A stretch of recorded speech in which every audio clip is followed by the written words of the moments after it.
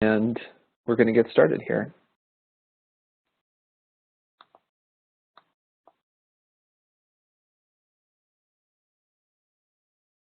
Cool, so if you guys can all just click a green check mark if you see what I'm sharing here. You should see the entirety of my presentation in my Prezi layout. Cool, looks like it's showing up for everybody. Okay, so I have 6 different tools, or really 5. One of them we'll just touch on really briefly that I want to share with you guys today. So these are the 5, or really 6 tools that we're going to touch on. And one of them, this one at the top here, the little star icon, this one is called Wunderlist. And this one is, we're going to start with this one. This is essentially just a task management or project management piece of software. This next row down, those next 2 icons you see in the middle of that pyramid, those are both data collection tools, and we're going to talk about those second, tools that you can use to collect data.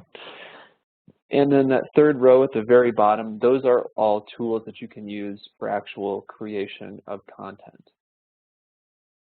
So we're going to start with this project management one here. And the reason that I wanted to start with a project management tool, and the one that we're going to be talking about is Wunderlist, is because for me at least, if I don't have a tool that is helping me know what I'm supposed to be doing, then it really doesn't matter if I have other cool content creation tools. If I don't know what I'm supposed to be doing on a given day, then all the other stuff is kind of out the window.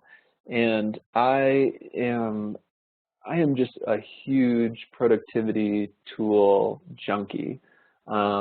I have gone through probably, I would say, anywhere from 5 to 10 different tools over the last 3 or 4 years because I just have so many things going on in my life, lots of different teaching, professional development work, some work doing video production and things.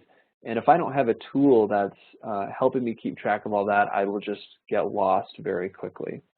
So because of that, I've been through a lot of different tools, a lot of different project management or time management tools. And so I'm really particular about the ones that I use. And this one is one that met kind of a long list of criteria that are important to me. And so I've been using Wunderlist for about 2 years now as my primary task management or project management tool. So this is what the this is what the interface for Wunderlist looks like. And so there are 3 really important criteria for any time management, project management piece of software that I use. And the first one is that it has both a mobile interface and an online browser-based interface. And both of those interfaces need to look and work exactly the same for me. I don't want to have some functionality in the browser interface that I don't have in my mobile interface. I want to be able to be on my phone somewhere and make changes and do all the same things I can do if I go online on my computer at home and look at that interface. So another really important criteria for me is that it has to look nice. It has to be pleasant to use. If I don't like the way the interface looks, or it's not friendly looking, it's not modern looking, I'm not really going to enjoy it. It's important to me that I can really just have a good time when I'm using that software if I'm going to be in it a lot. And then the 3rd criteria that's important to me is just a lot of flexibility as far as how I view my tasks and how I can organize my tasks. So those are the 3 really big criteria, and Wunderlist meets all of those for me. And the fourth one, actually, there's 4 really. The 4th one's kind of an unspoken one, is that it's free. Because there's so many task management tools out there and so many free ones. If you're paying for something, it better be really, really good, because there's a ton out there that you don't have to pay for. And just as a quick aside, all the tools that we're going to be looking at today have some sort of a free account or a free level so that you can use any of these without paying for them. So those are sort of the general criteria for a project management or task management software for me. But there's a lot of more specific ones and I'll get into those by showing you kind of how Wunderlist works. And just another quick note, what we're really doing today is we're just kind of getting a brief overview of each of these tools to see what it can do, what it's capable of, and what you can produce with it if it's something like a content tool. It's not going to be an extensive how-to, it's not really a tutorial on how to use it in depth because that would take a lot more time. But we'll at least kind of give a general overview of each one so that it can get you thinking about how you might be able to use these tools for yourself in your own professional or personal life or in your online classes as well. So back to Wunderlist here. The interface, it looks very much like an interface for a lot of different task management or project management tools that you might see. It has a section over here on the left where you can choose from a number of different lists, and whatever you click on the right, it's going to show you that here. So on a very basic level, I'm going to click on this list here. The way Wunderlist works is it lets you create different lists, and each list that you create is really just like a category is the best way to think about that. So for me, I've created a life list here, and this, by the way, is just a sample account that I've created to kind of show you how it works, because if I showed you my actual personal one, it would be extremely large and embarrassing. So this one is just a sample one that gives you an idea of what it would look like if I had a very small amount of manageable tasks to do, which would be great. So this one, this life category is one I've created that's just, this is a list or a category with tasks that are just personal tasks I need to do in my life. So what I do here for a list like this is I'll simply click at the top and I'll add in a to-do item. That to-do item will show up here, and once I click on it, it brings over a little window here that has a lot more detailed options that I can choose from. So for example, I have a vacation coming up to Florida that I need to prepare for. And very sadly, this is a vacation that actually already took place because when I originally gave this presentation, it was at the conference. So this is a little bittersweet. But if I had created my vacation to Florida task, I can do a couple of things for it. I can set a due date for it. So for example, if my vacation's coming up tomorrow, I can set a due date for it to be due tomorrow. I can also set separately from that a reminder. And what a reminder does is it just pops something up on your computer, or if you have it on your mobile phone, you can set it and it will remind you on your phone. And those reminders will just pop up like a notification. If you have a due date, the due date's just going to show up in the software right here. But so that's another important criterion for me for a project management tool, is being able to set a due date like that, which I'll show you in a moment, really helps me kind of organize all the things I need to do. And then underneath that, another really important criterion is having subtasks that I can create within this individual larger task. So yes, a vacation to Florida, preparing for that is an important task, but there's a lot of individual things that go along with that one task. So being able to create those subtasks is really important, and you can do that. You can create as many as you want here within Wunderlist. And then finally, you can also create notes here. So this is just a notes section that you can use to type in any information about whatever this task is. And you can actually even pop this out so it's in a little bigger window, and you can type it all in here and close that out when you're done. So this is one of the reasons why I really love Wunderlist. There's just a lot of flexibility within each individual task. Now, another thing that's really great is the ability to create recurring tasks. So this is another life task, for example, doing my accounting. Let's say that that's something that I want to do every week. So for my due date, I have it set due today, but I also have it set to repeat every week. So if I go down here, you'll see it's going to repeat every week. And what that means is when I click that I've completed this, next Friday, it will automatically bring that task back. So recurring tasks like that, you know, if you have grading to do every week on a specific day, you could set that task to recur every week and you wouldn't have to type it in every time. And just also as a note, you don't have to have a reminder you can delete the reminder if you just want to have the due date and you don't want a reminder notification to pop up. Now, one other thing that's nice about Wunderlist is this is something that they've just added recently, is the ability to create folders. And a folder is really just a collection of lists. So for example, I have a couple of lists I've created for work I'm doing at CCC Online. I have work I'm doing for the professional development department, and I've created a list for that. I also have work I'm doing for a class I'm teaching, but both of those things fall within a CCC Online category, so I can drag one into the other and create a CCC Online folder here. That just helps me with organization. Now, the other thing that I really like about Wunderlist is the ability to view all of the tasks that I have in Wunderlist in a lot of different ways. That flexibility, as I mentioned, is one of the three things that's really important to me in choosing a tool. So there's a lot of different views up here. These right here are all my lists, but everything above this is essentially different ways to view my tasks. So starting at sort of the very top of the tier, I can see all of my tasks here. And what this does is this shows me all of my tasks that I have in all these individual lists, and it just lists them all, and I can see which list it's in right here. Now this is really helpful for me to get the big picture, because if I have a lot of different jobs that I'm doing or a lot of different projects I'm working on, it's helpful to be able to see, here's all the things that I need to be working on right now.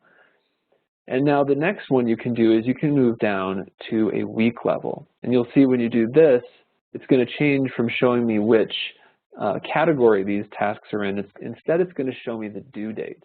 This is something that I love because I like to plan out my week each week rather than just planning out each day what I'm going to do. So if I'm planning that using Wunderlist, this is really helpful because I can see everything that I need to do today, tomorrow, Monday, and it'll list everything out for the next upcoming week. So when I mentioned that I use the due dates more as like a planning tool rather than like a deadline tool, what I mean by that is I'll set the due dates to just kind of show which day I want to work on a specific task. I might not necessarily finish that task that day, but that due date will just let me set which day it'll show up and say, I want to work on that this day. And then maybe I didn't finish it, I'll just change the due date to tomorrow, so now I know I'm going to work on it again tomorrow, if that makes sense.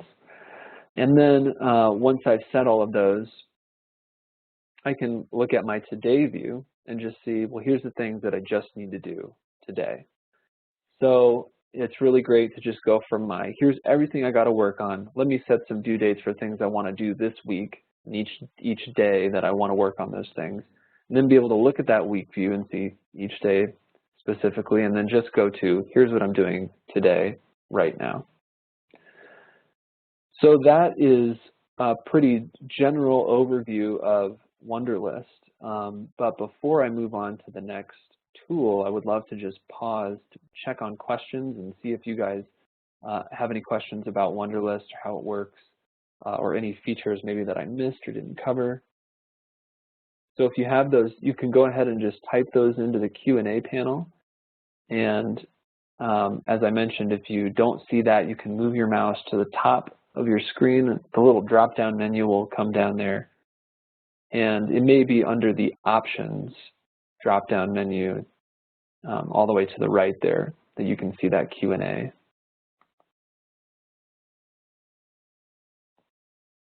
So we may not have any questions, which is totally cool. What does the inbox do? That's a good question, Judy. The inbox is weird. I think that it just kind of works as like a place for a quick to-do item that you want to create. Because if I'm in my week view, I don't see this in my week view, but if I'm in my today view, for example, it has add a to-do today in inbox. So if I had something that I just remembered, I got to mail something out or I got to send this email, I can just type it in here at the top of my today list, and it'll create it. It's due today automatically because I'm creating it in my today view, but it puts it in my inbox, which is, to be honest, I don't really understand why they have it aside from just a quick place to put something if you don't need to put it in a category and it's not going to be a long-term thing. I think that's what it is. That's the only thing that I've used it for, is just, here's a quick thing I got to do today, and I know I'm going to get it done, and then boom, it's done. So Dania asked, did you say the notification of a task could appear on your phone? As far as the notification of a task on the computer, do you have to be logged into the site? That's a great question. So the notification thing, as I mentioned, Wunderlist is great because it meets one of the really important criteria, which is being on mobile, also on web interface in a browser. And their mobile consists of both Android and iOS apps. They also have an app for Mac OS, like for your computer. And the notifications will work a little bit differently on all of those different devices. I don't have an Android, so I don't know how it works there, but I'm pretty sure it's exactly the same. For my phone, the notifications that I have, so if I have a reminder set on an item, on my phone, it will pop the notification up just like I would get a notification from my calendar or an email or whatever. I don't have to be on the app on my phone for that notification to pop up. If I'm using this web interface, I do need to be actually logged into the software in the browser in order for those notifications to pop up in my browser. But if I had my phone in my pocket, then that notification would pop up on my phone anyway. And then finally, if you're using like the computer-based software, like the Mac OS-based Wunderlist software, that will pop notifications up whether you have that software open or not. It just kind of runs in the background.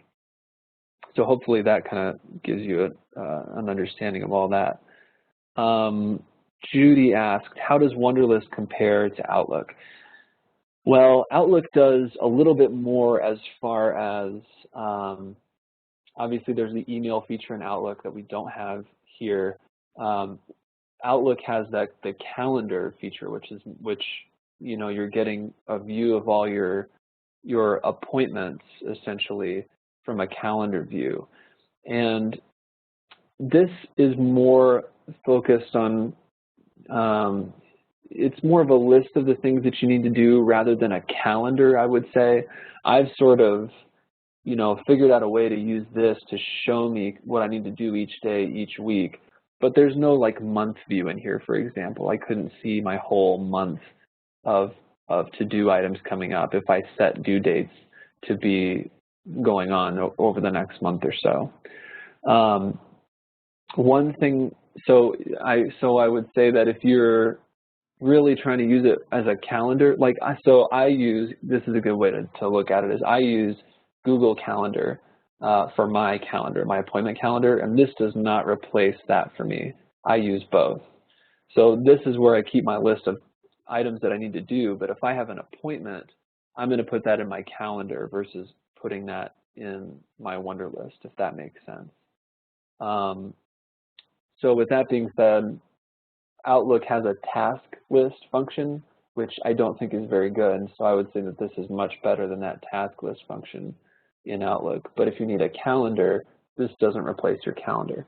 One other quick note about that is that Wunderlist was actually acquired by Microsoft at some point in the last couple of years.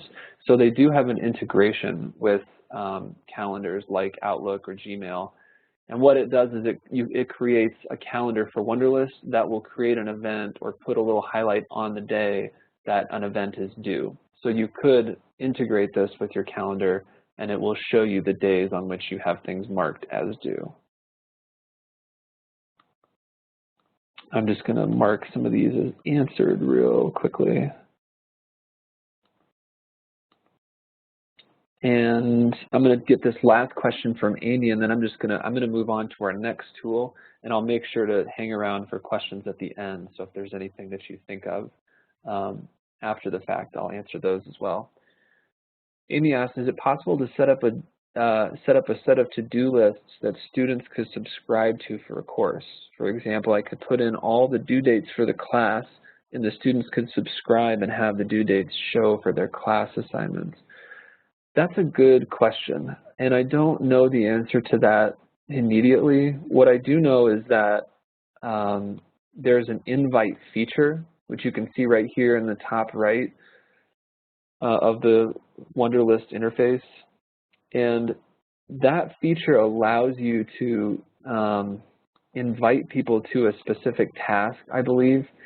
So I think you can invite somebody like this to be a part of this task and say, hey, this person's collaborating with me on this. But what I also know is that there is a paid version of Wunderlist, and I think that some of those advanced collaboration and sharing features are reserved for that paid version of Wunderlist. I don't know with the free one if you can collaborate with people like that, but that's a really great idea. That's a really good idea. I mean, if you managed a list of tasks essentially and then invited your students to it, it could sort of serve as a supplement to the content that's in their syllabus. But yeah, you would have to look into that more, or I would have to look into that more to see if that would actually work that way. So I'm going to go ahead and move on to our next tool. I'm glad that you guys are interested in Wunderlist because I think it's fantastic. And this next one is one that I also think is fantastic. It's called Datum, and there's another one that we'll mention briefly called Reporter that's related to it. But has anybody heard, I'm just curious, of Datum or of Nicholas Feltron? No. That's okay. I don't think that either of these are very widely known, but I think they're so cool. I'll start by just telling you about Nicholas Feltron real quick. He goes by the name Feltron. His website is feltron.com, and he is essentially a graphic designer. And actually it mentions down here that he's been recognized by several publications as one of the most influential designers in America, which is very cool. What he's been doing for the last 8 years, and this year right now I think is his first year that he's not doing it, but for the 8 years prior to that, he was collecting data on everything that he did in his life. Places that he went, people he hung out with, meals that he ate, books that he read, movies that he saw, events that happened in his life. And he was tracking all of that data. And each year he would put out an annual report. And they all look a little bit different. Each year has its own theme and its own kind of color scheme, its own look. And as I mentioned, he's a graphic designer, so he does a really wonderful job of making these look really beautiful. And this one, for example, is 2008. And he did a lot of stuff with maps in this one. But just as an example, if we look at this page here, it may be tough to read some of these. You can zoom in on them if you go to the page yourself. But here he has like hours on vacation, and this is, you know, from January to December, and it's essentially a graph. Average temperature, sporting activities that he did throughout that year and the number of each one. Pedometers purchased, most miles walked in one day. Proper house cleanings, he only had 7, so his house maybe was a little bit dirty. But over here he's got a map section which he's using, and these actually will all line up as you can see. And with that, I want to mention that he publishes these as a physical book that's like hand stitched, and I think it's like an 11 by, I can't remember the dimensions, but it's a large book that's really beautifully printed. So these are all events that happened throughout the year on the map. He's showing them here. So he's got a jellyfish sting over here. This one he went to a hockey game over here. This is the only Budweiser he consumed throughout the entire year at this location. Most spectacular crash is down here. So he's really just documenting everything that happened in his life in this really beautiful annual report. And then just to give you an idea, as I mentioned, each year looks a little bit different. So each one has its own kind of color scheme. He comes up with really amazing ways to chart this data and display it visually. And the thing that I think is really, really noteworthy about this is that the information that he's showing here is not necessarily that engaging. If you were just to read it on a piece of paper, for example, I would probably quit reading it after about a paragraph. You know, I went to this place on this date, I met with 7 people, so-and-so. I'd be bored really, really fast. But because he comes up with these amazing visual ways to display it, it makes the content way more engaging. You know, if I'm looking at these events on maps, for example, I'm going to relate to it and I'm going to engage with it in a way that I wouldn't if I were just reading about it on a piece of paper. So with all that being said, after I'm done gushing about these and how awesome I think they are, we're going to move on to Datum. And what Datum is a piece of software that Feltran created to let people track their own data, just as he had been doing for that long period of time. So this is what the interface of Datum looks like. And just to kind of give you an idea of what it looks like and what you can put in it, this is Feltran's page, and he, I believe, stopped tracking his data in Datum. And so these show that they're kind of old here. But really, the interface of Datum is just a series of hanging tags you see here that display information. And I'm going to go over to a sample account that I created here. And this is one that's just going to show you, again, just a sample to kind of give you an idea of what you can do with it. For this sample, I chose to kind of keep track of some of everything that I was consuming, so food and drink items, and separately from that also my water consumption. So on my main page here, on my left side I have everything that I consumed that was like a food or liquid that wasn't water. And then on the right here, I have all of my water consumption. And as a note, when you first open up your data account, if you create a new one, this is going to be essentially just a blank page. And really what you're doing is you are telling it where you want to put panels on here, and you're creating panels at your own discretion. So for example, I'm going to delete this panel just to show you. Boom, now that one's gone, and I can add a new one here or a new one here. I could delete all these. And that's really what the interface looks like in its entirety. There are only 2 things that make up this website, this tool. The first one is the data that you enter into it, which you do right here, and that all lives in the background. And then the second element to this software are these displays that you see. So it looks a little bit complicated because it's displaying the data in a complicated way, but literally the data that you enter and it stores for you, and these interfaces is really all that this website consists of. So when you put in that data, that has a couple of different components to it. The first component is the category that the data is going to reside in. So for me, I created a food category, and I also created my water category. So when I'm entering in a new piece of data, I'm going to tell it it's going to live in either of these 2 categories.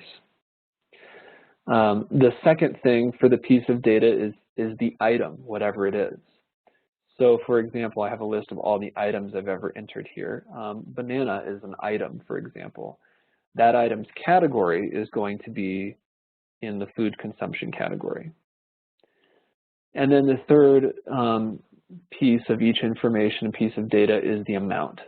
So I can see here I entered 1 banana. I've entered 2 apples. So those are really the only 3 things that you can think of, that you have to think of for each piece of data that you're entering. The item, the amount of them, and whichever category it goes into. here I could see all my entries. If I click on this right here, this is just going to show me all of my entries and all the days that I entered those on. So going back to my, my main page here, if I were to enter a new piece of data, so as I mentioned, I just decided I wanted to have a food category, and then I wanted to have my water category. And then on my main page here, I just hung tags to display my food categories on the left, or my food data on the left, and displays to show my water data on the right. Oh yeah, what is lemon pizza? That's a good question. That is actually a real thing that I had, and it was so delicious. It was like spinach, and it has lemon zest on it and lemon juice, and it's so good. I totally recommend that if you ever see that anywhere. And so these displays, there are a lot of different kinds of displays that you can choose to hang. So when I'm creating a new one, I can choose what type of display it's going to be. These are all the different ones I can choose from. And they will either be useful or not be useful depending on what kind of information you're entering. So I'm just going to do a couple of samples here to sort of show you what I mean by that. So for example, I ate some other food today. Let's say that I had a bowl of cereal. So I'm going to type in the item, and then I'm going to do a colon and put in the amount. So what's really important to remember about datum is that the amount is whatever you are choosing that you want it to represent. And what I mean by that is in my food category, I've decided just in my own head that I want 1 to equal 1 serving of whatever that food is, because all I'm really measuring here are the different things that I ate and the amount of times that I ate them. So I'm going to put in a 1 here because I had 1 serving of cereal. And then I'm going to hit add, and it has today's date. And I can also, it puts that item right here once I just click add. And here's where I can add my category. So when I start typing in food, it's going to auto-populate anything that has that in there, which one of my categories is the food category. So I'll just click that and hit add category. And now that's been added. And now I see it just showed up right here in my list. And I didn't have a cereal one in that list before, but now that I entered it, it just popped it up here because these are real-time data displays. So so for the food here, this one is just a food consumption by type, the number of things that I consumed, and the most consumed one at the top. So I had protein shakes most, and Kind bars second, and then some of these things a couple times, and then the rest of these I only had 1 time. And these little graphs on the left over here, they're sort of a chronological thing. So these all I entered in a couple weeks ago. This one I just entered in today, so it shows way further to the right. This one right here is literally just a list of things, and it just displays the most consumed food in large bold letters. So it's pretty much just like this one. It's just showing it in a different way with the most consumed one in bold, and then the rest just kind of listed below. So just to show you another one, if I were to click New Display, for my data, again, all I'm doing here is I'm just choosing the category. Do I want it to show the food category, or I want it to show water category data? I want it to show food, and I'm going to choose to show a timeline. So if I choose the timeline and create that, here it's taking that food data, and it's showing it on a timeline view. So if I hover over all these days, it'll show me whatever I had on that specific day. Here's today, just had cereal, and I didn't eat for 2 weeks. No, that's not true. But I didn't enter any data for 2 weeks. And I actually had, looks like I had the same one just below that. So looking over here at the right, at the water section, this is what's going to really illustrate to you what I meant about the amounts being at your discretion. So for this, I decided that the amount was going to be the number of milliliters that I drank. And the item, rather than being, you know, the type of food or whatever, was going to be the source of the water. So where did it come from? Tap water, was it a Fiji water, El Dorado, whatever it was. So for example, if I had a Crystal Springs water, and I had 750 milliliters of that, I'm going to type in 750 and click add. Now here it shows up underneath, and again I have to add my category this way. Now, boom, you just saw that show up here in my list. And this is, these titles, by the way, I wrote this title in manually because this is what I know this is showing based on the information I put in. And I put by suppliers because that's what I chose my items were going to be, the suppliers. And again, there's nothing in this software that knows that this number means milliliters. This is just for me, I chose that this was going to be, that's what that amount was going to represent. And so this hanging tag underneath that, this one is a daily consumption average. And this is meaningful to me in the context of this water information display because I chose milliliters. So for example, if I created this same display for the food on the left, it would show the average number of servings. So it would show like 2 or 3 or whatever, which wouldn't really mean anything. It would just mean this is how many numbers of servings of food you ate throughout the day, but it wouldn't be that helpful. If I had chosen to have the items be displaying, or excuse me, the amount for these be displaying the calories in each thing, then if I did a daily average, then that might be helpful. It would show me the average number of calories I was eating. But for the water on the right here, it's really helpful because it shows me the average number of milliliters I'm consuming. So Datum is really a tool that I think you have to maybe put a little bit in work to figure out how you could incorporate it into your classroom or other parts of your life. But particularly in the classroom, I think that this tool has a lot of potential because there are so many different ways and so many different subjects in which collecting data and examining the trends in that data are insightful to us. Measuring our own behavior, measuring events that are occurring in our lives or also even anywhere else in the world. If you're doing like a social studies class or something like that, you can mark data trends of events that are occurring in military conflicts or in politics or whatever it is. You could be tracking that data and displaying it and analyzing those trends here.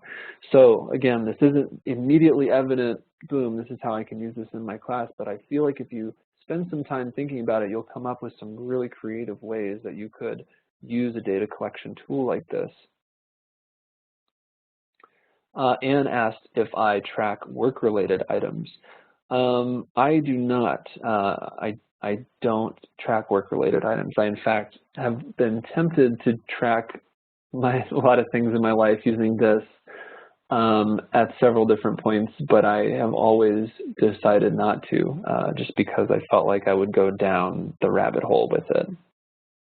But you certainly could track work-related items, and it could be helpful in that context. Are there any other questions about Datum? That's pretty much it as far as this tool goes. So I want to pause for a moment here to let you guys think about any questions you might have about this one.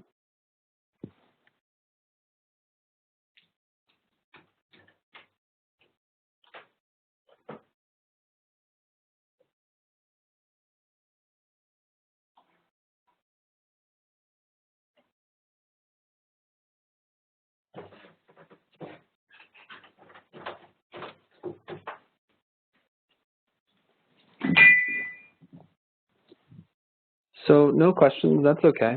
I'm going to show you real quick. I mentioned this other one was just sort of a brief, we're going to mention this briefly, and I realize I don't have that one up here, but Reporter is an app, and this is Feltron's newest creation, which is only for iOS devices, unfortunately, for Apple phones or iPads or iPods. But it works very much like Datum. The difference is that it is really just giving you, rather than you kind of telling it what you want to track, it gives you random surveys throughout the day. So it'll ask you things like who you're with, what you're doing, and it'll use data from your phone, including things like your location, your altitude, the pedometer, all that stuff, to track a lot of data about your life. So throughout time, it sort of customizes itself to you because you can kind of give it questions that you like or that you want to ask, and you can even give it suggestions for things that you want it to track for you. So I haven't used this very extensively, but I wanted to just mention it because it's very much in the same vein as Datum. So with that, I feel like we're running a little bit behind here on time, so I'm going to try and move on to our next one and kind of do these last few fairly quickly. So the next one is Easily. Has anybody used this, or is anybody familiar with Easily? So the reason that I want to do this one next is because this Datum tool and the idea of Feltron's annual reports, I think that this Datum tool is helpful because it allows you to collect your data. But those annual reports that Feltron was creating, as I mentioned, I think are really impactful because of the visual graphic design element. And as I said, without that, that data might not be as impactful. And if our students are using these to collect data and they're going to be sharing that data, if that principle holds true, then we want to maybe be able to give them a tool with which they could display that data in an engaging way. And that's what Easily can do. So Easily is really the way to think about it, I think, is it's like a Photoshop, but it's a Photoshop that allows you to do a lot without having very much technical know-how. So it works very much like a drag and drop piece of software. So you could learn it really quickly in a day, and you can create something pretty fast that looks professional and looks nice. And part of the way that you can do that with Easily are the templates that it has. So these are all public visuals. These are over 2 million visuals created using this tool. And you can see all of these ones that are publicly available here. So if I wanted to click on one of these, for example,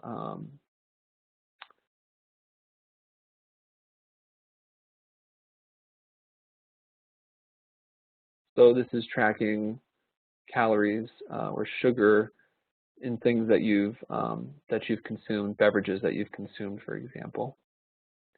There's a couple other ones over here. I really like the ones with maps.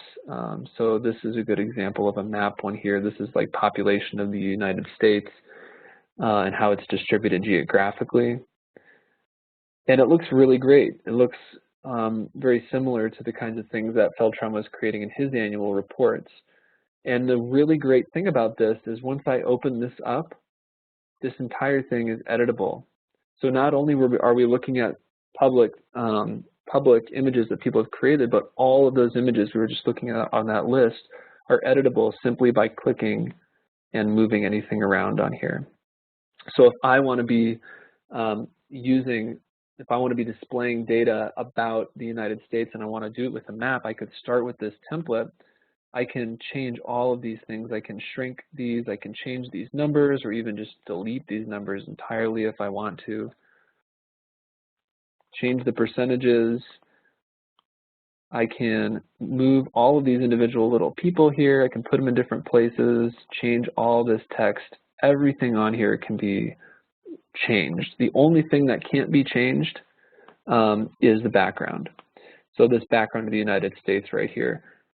Most of these work by creating a background and then adding elements on top of it. So for this one, this map of the United States is the background, and all of these individual little icons and characters are things that were placed on top of it.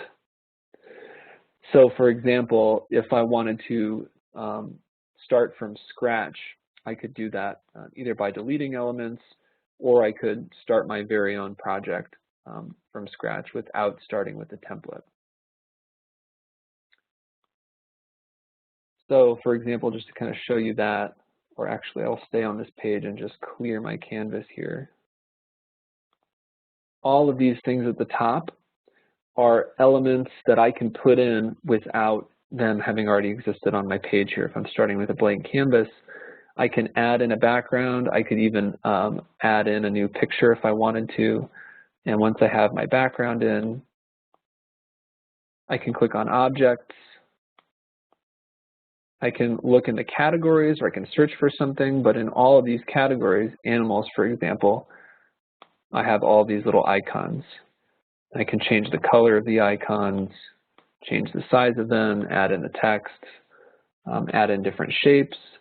So I can essentially create an infographic like that United States map infographic that we just saw from scratch.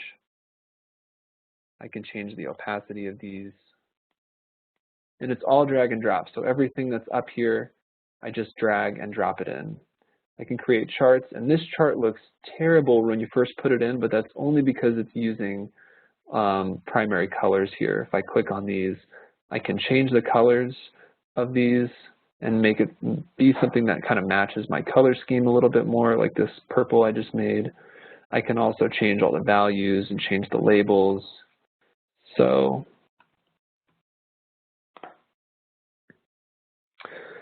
it's all editable in here. So as an example of what you can do, I think using these templates is a really powerful idea. You can find a template that sort of has a chart or a map that is related to whatever information you're trying to display in your infographic. I've got a map of Africa for this one. But so for example, here's one that is world oil consumption. And if I wanted to take this one, I looked at this one and said, hey, well, I could take my water consumption and the sources, and I could create an infographic very much like that, that shows where my water is coming from. And I could change the sizes of these water droplets to be correctly relative to the amount of water I was drinking, and move them around and add in this text. I added these. I changed these little things down here to be information that was relevant, the total amount consumed. I even added this little fact up here about the cost of transporting water from somewhere like Fiji. So I basically took that template that had a map and some icons that looked like they might work, and I manipulated them to show my own information. So that is how Easel.ly works, and I'm going to quickly move on to the next one because it's related here. And if you have questions, again, put them in the Q&A panel, and I will make sure to get to them if I don't get to them right away. So this is great. This is a lot like the infographic that we saw Feltron was creating. It can be a lot more impactful to see my data displayed this way on a map with these icons. But what if I could take that even one step further and make this static image something more interactive? And I can do that with this next tool, which is called ThingLink. So what you do with ThingLink is you can take a still image, a static image, and you can create interactive elements on it. So let's check out this Dallas Marathon image as an example. This is just a map, but when I hover over any of these points here, it's going to pop up some information. Sometimes it's just text, sometimes it's an image that pops up, but with this tool, you can create an amazing variety of different interactive elements that will pop up in your infographic. So this is just one example here, and this one just uses images and text. But I will show you the one that I created.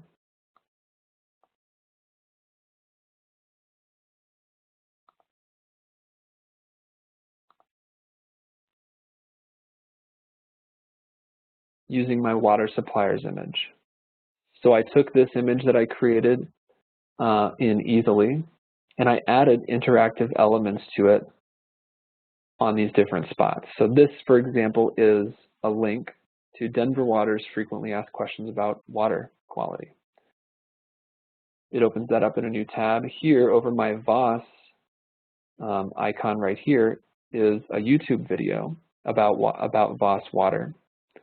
And my flash is blocking that. But when I click on it, it opens it up right here in the window, and I can hear it playing. And if you were here looking at it with me, you would hear it playing as well. So all of these little dots here are interactive things that you can add. And it's very, very easy to add these elements in. If I click Edit right here, I'm taken to the Edit view. And all I have to do is click on a spot and paste in the link to whatever it is I want it to link to. Is it a YouTube video? Is it an article? So I could find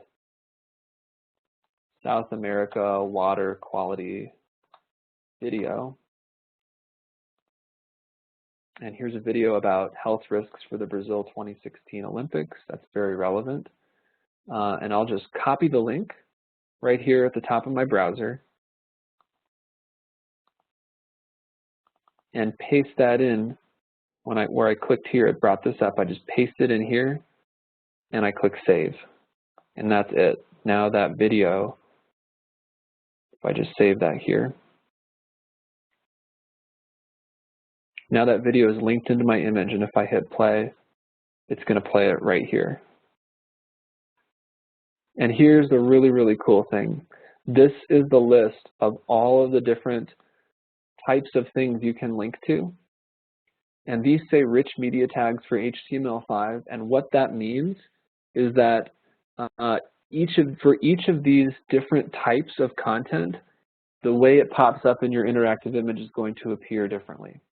So if I paste a Wikipedia link, it will show up like this. I'll essentially get a preview of the Wikipedia page, and I can click on it to read more.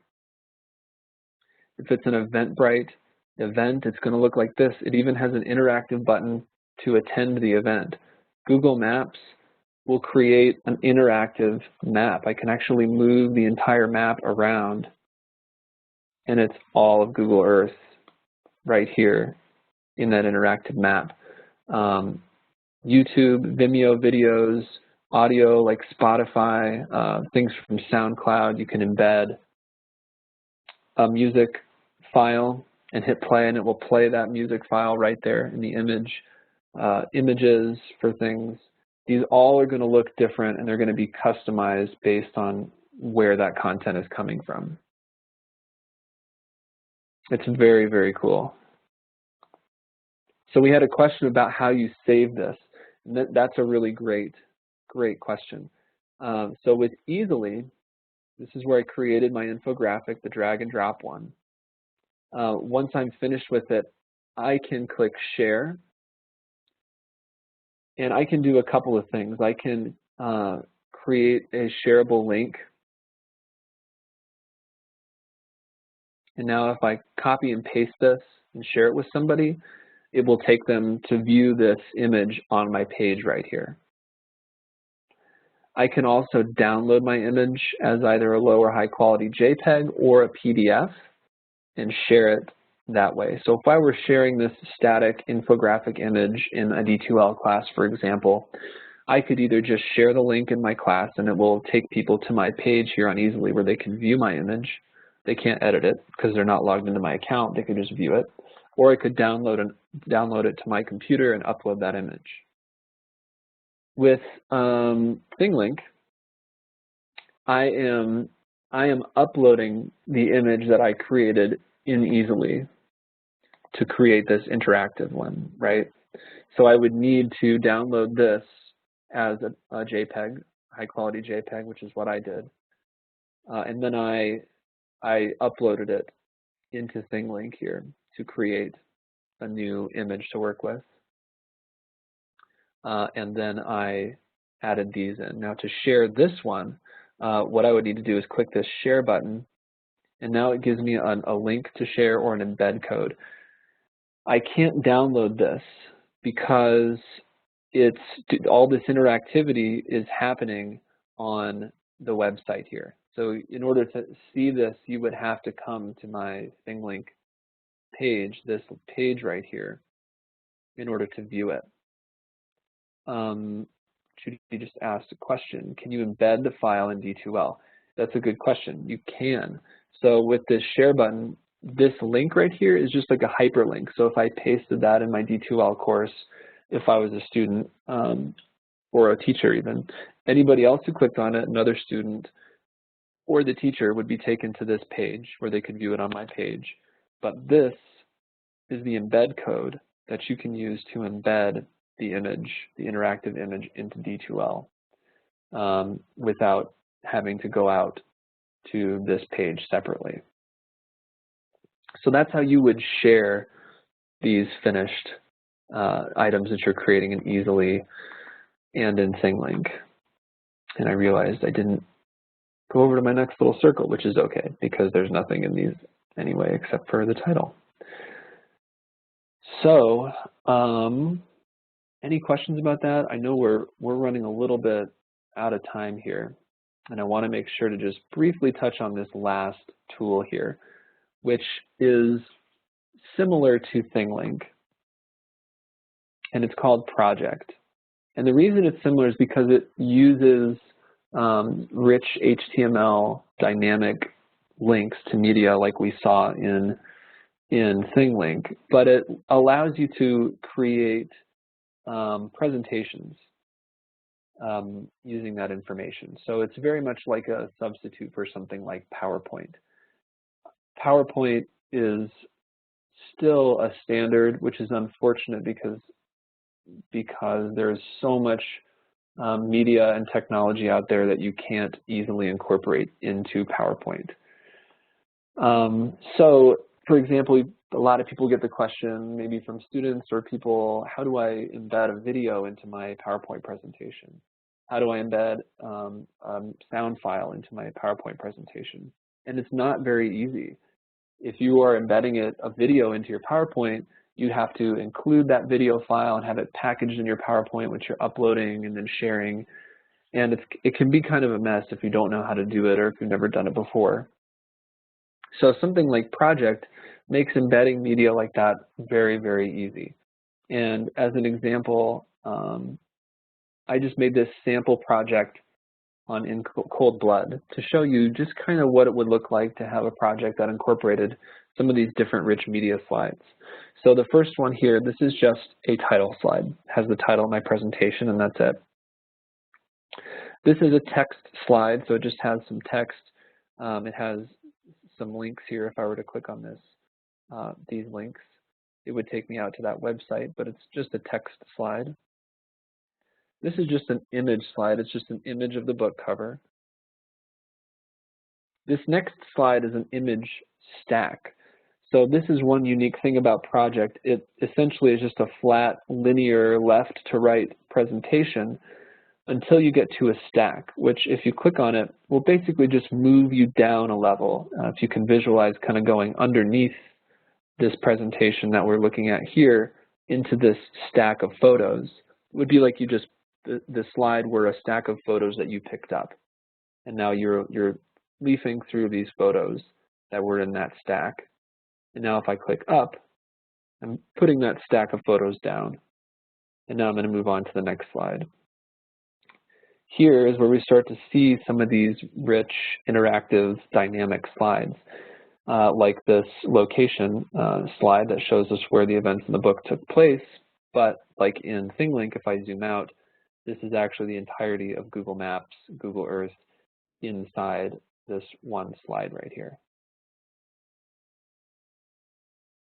Here is a movie that I've embedded. This is a Vimeo video, and I created this Vimeo slide, which, or I'm sorry, it's YouTube.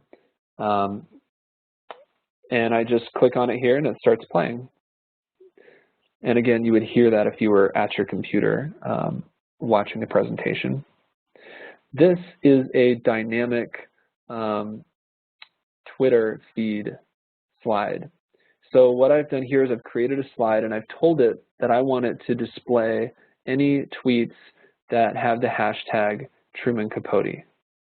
So this is a real-time updated slide. So you can see this is one that was posted 43 minutes ago. This was posted an hour ago. And this will, every time you view the presentation, it's going to be updated with the most recent tweets that include the hashtag Truman Capote in it. And then lastly, this is my bibliography. I created it as a Google Doc just to show you that how you can embed a Google document into a slide if you want to. So that's sort of a sample of what project looks like, and then finally, just to show you kind of a list of all the different things you can create in your project slides. If I want to create a new slide here in a project, this list is all of the dynamic types of slides you can create. So SoundCloud would be a sound file. You could, if I click on that, I just enter the URL for wherever that SoundCloud sound file is, and it will embed it in that slide.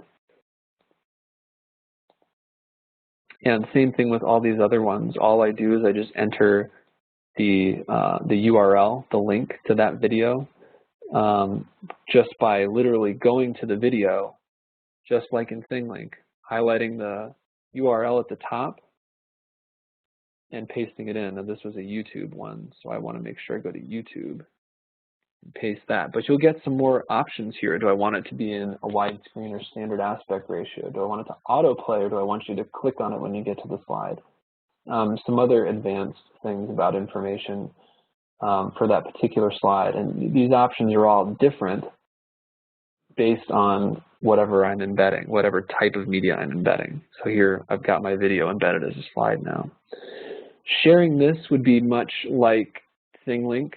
I can't download my project because it's including all this dynamic, rich online content. But this is a project that is safe and secure inside my account. But if I want to share it, I can click Share up here, and I get the same options as ThingLink. I can share the link to it, or I can use the embed code to embed it somewhere. And sharing the project itself is actually as easy as if I were to go back to my main page here. This is my project. If I click on it and then click View My Project, this link up at the top here is the link that I can use, and anybody who clicks on that will be able to go back, will be able to view that on my page.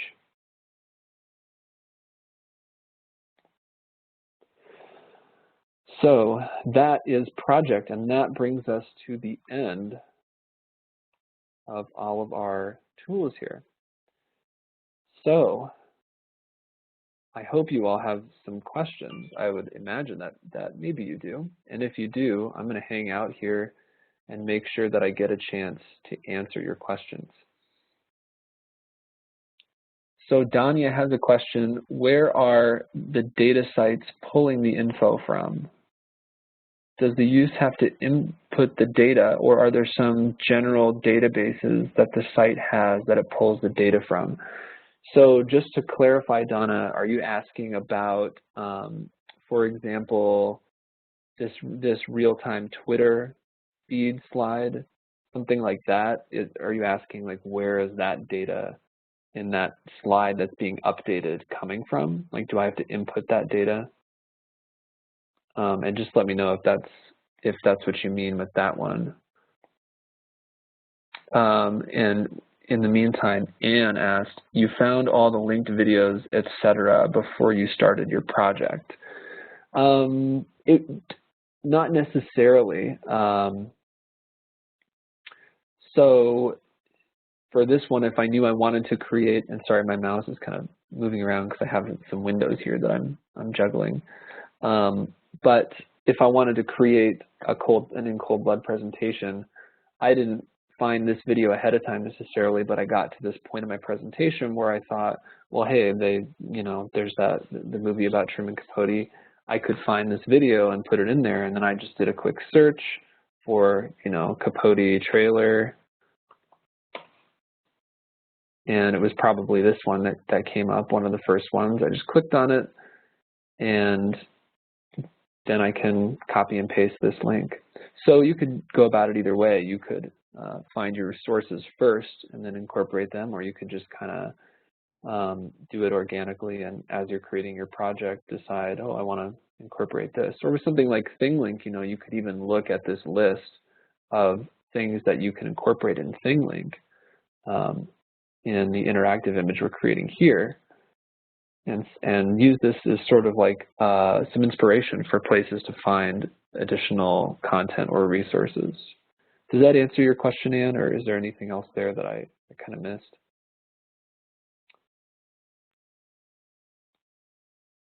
Okay, yeah, sorry, Donnie, we did run a little bit late, and we are recording this, by the way, folks, so you can always come back and check out your answers here, finish the end of it if you do have to take off.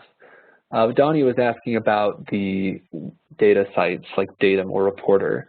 Where is it pulling the information from? So the Datum website that we looked at, this is all information that I input myself. So all of these items here, just like you saw when I typed in cereal and put in I put in Crystal Springs and put in 750 milliliters, I put those in right here, and then you saw them pop up down here. So I did all that. I did that with all this data. So I actually just first, before I even had any of my little displays up here, it was all blank, and I just put in a few data items. I put in, some cereal, whatever. I put in apple, put in another apple each time I did it. And then when I had a little bit of data in there, then I don't see that data on my main page here. I would actually have to click on entries, and here I would see, here's all the data I entered.